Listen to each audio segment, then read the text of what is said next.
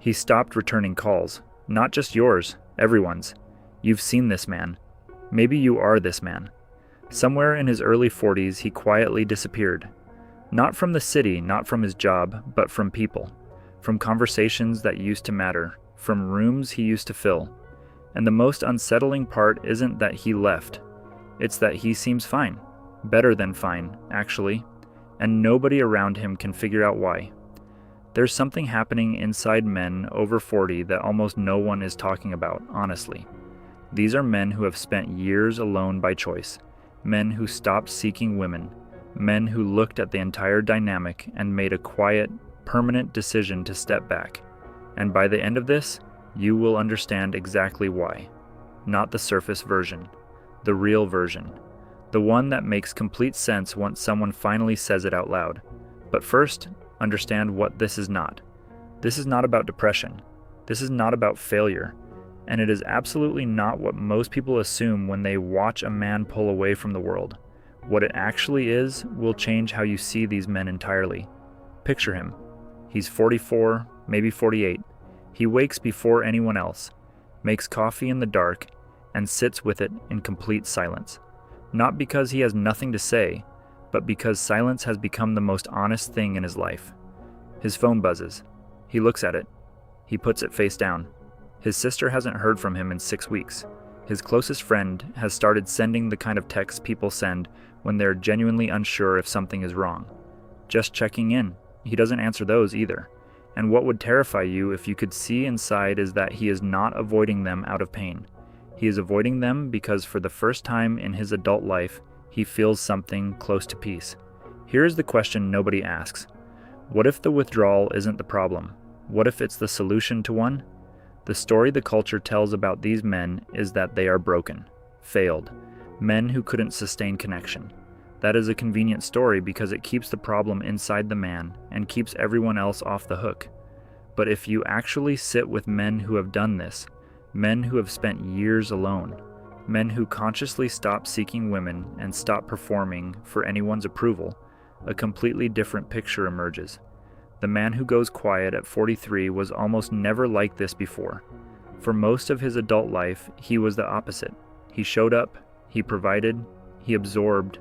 He was the steady one, the calm one, the one who kept it together when everything around him was falling apart. He gave and gave and gave. Not to strangers, to the people closest to him. And the cost of that giving was invisible to everyone except him. So what changed at 40? Why not 35? Why not 50? The answer explains everything. There is a specific moment that happens to a man around 40 that has no name in popular culture, but that almost every man who has lived it will immediately recognize. It is the arrival of a kind of seeing, not wisdom, not calm, seeing. For the first time, he looks at his life not as a work in progress, but as something that has already taken shape, and he can trace exactly how it got there. The compromises, the version of himself he became to fit what other people needed, the years spent being the right man for everyone else's story, and then the slow, devastating realization that he has almost no idea who he is in his own.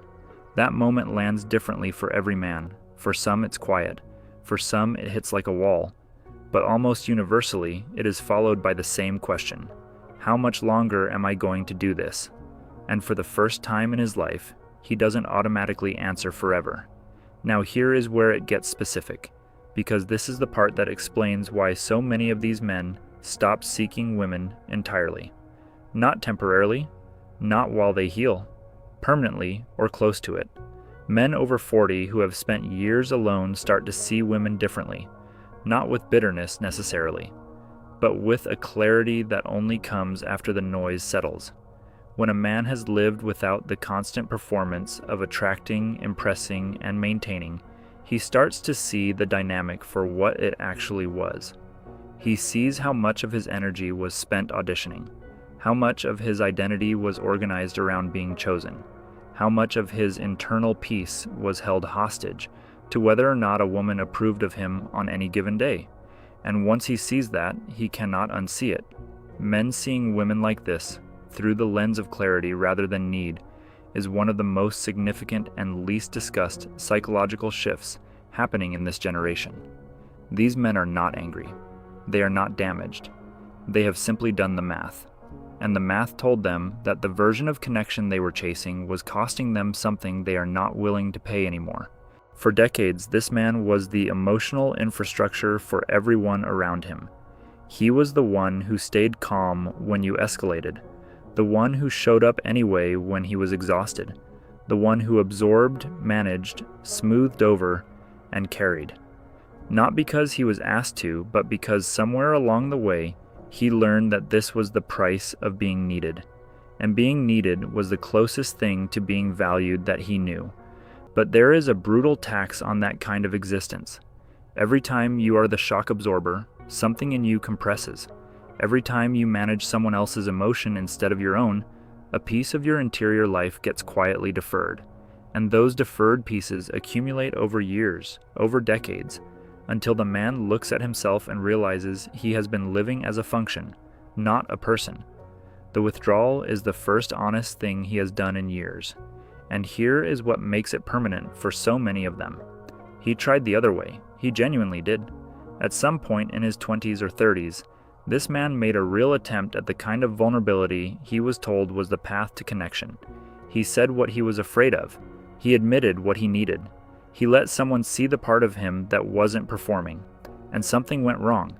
Maybe the vulnerability was used against him later, quietly, in an argument that had no business involving it. Maybe the respect in someone's eyes shifted in a way that was never announced but was impossible not to feel. Maybe he was told what he needed to hear in that moment and then watched the same patterns return within weeks as if nothing had been said at all. He learned something from that experience. Not dramatically, not consciously. The way you learn from touching something hot. You just stop reaching for it. The data told him that openness, at least the way he had been practicing it, was not safe. And so the man who spends years alone, the man who stops seeking women, the man who puts his phone face down on a Tuesday morning, is not a man who stopped caring. He is a man who stopped trusting the container. And that is a completely different thing. Here is what trust actually requires to come back. Not words. Not someone telling him this time is different. Not a good first date or a promising conversation. The only thing that rebuilds trust in a man like this is time, consistency, and the complete absence of evidence that his instincts were right to close. Most people do not have the patience for that. And so most people never get back in. But here's the cruelest irony of all this.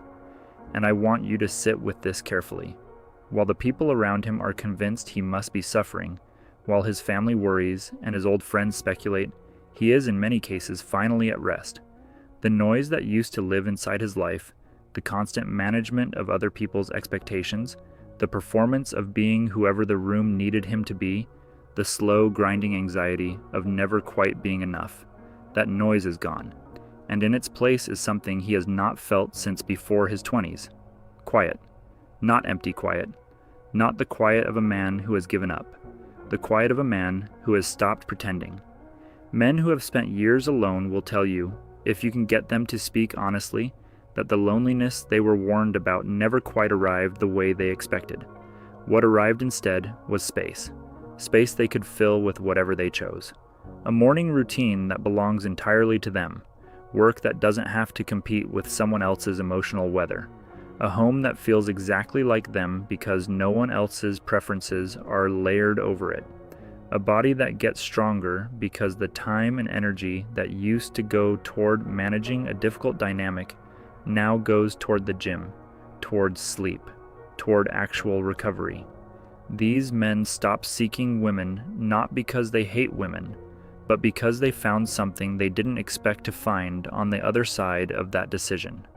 Themselves, the version of themselves that existed before they learned to organize their identity around being chosen. And men seeing women like this, from a place of sufficiency rather than hunger, changes everything about how they move through the world. They are not cold. They are not closed. They are complete in a way that makes the old dynamic feel like a costume they wore for too long. They smile at the memory of who they used to be, and they do not miss him. Now here's the part that matters most. And it is the part that almost nobody says directly to the man who is in it right now. If you are that man, if you have spent years alone and stopped seeking women and found a quiet that feels more honest than anything you had before, you're not broken. You're not hiding. You are not failing some test of masculinity or maturity. You are doing something that requires more self-awareness than most people ever develop.